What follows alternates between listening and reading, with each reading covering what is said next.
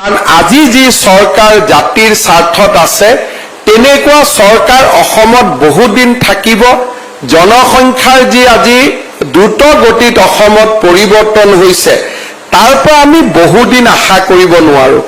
আমি এটা আহিবলগীয়া নিশ্চিত ভৱিষ্যতক আমাৰ সংগবদ্ধ শক্তিৰে আমি মাত্ৰ পিছুৱাই আছো যে এটা যি আজিয়ে হ'ব লাগে তাক আমি কেতিয়াবা সমষ্টিৰ ডিলিমিটেশ্যন, কেতিয়াবা আন্দোলন, কেতিয়াবা মানুহৰ মাজত প্ৰত্যাহ্বান, এই ধৰণে আমি এটা নিশ্চিত বিপদৰ পৰা আমি মাত্ৰ এটা আহিবলগীয়া অন্ধকাৰ ভৱিষ্যতক আমি পিছুৱাই আছো।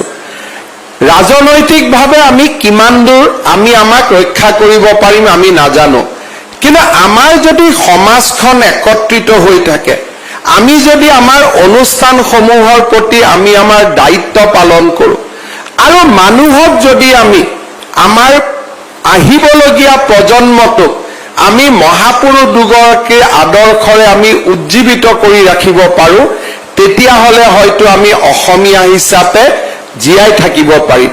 আজি আপোনালোকে ওচৰ চুবুৰীয়া বাংলাদেশত দেখিছে য'ত 35% হিন্দু মানুহ আছিল, আজি তাত হিন্দু মানুহৰ সংখ্যা 8%ত পৰিণত হৈছে।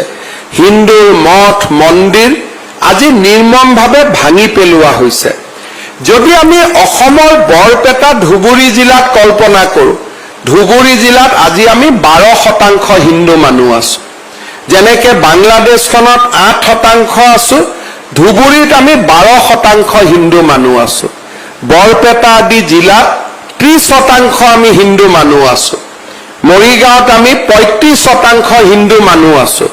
অৰ্থাৎ একোখন ক্ষুদ্ৰ বাংলাদেশ এতিয়া আমাৰ অসমৰ জিলাই জিলাই ইতিমধ্যে নিৰ্মাণ হৈছে।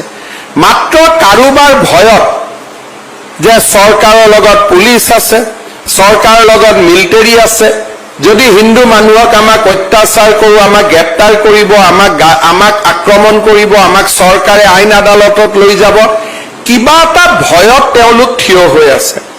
যিদিনাখনে সেই ভয়টো ভাঙি যাব, সিদিনাখনে আমি আজি যি দৃশ্য বাংলাদেশত দেখিছো সেই দৃশ্য আমি অসমৰ উজনি অসমৰ জিলাকেইখনক বাদ দি আমি সকলোতে দেখা পাম।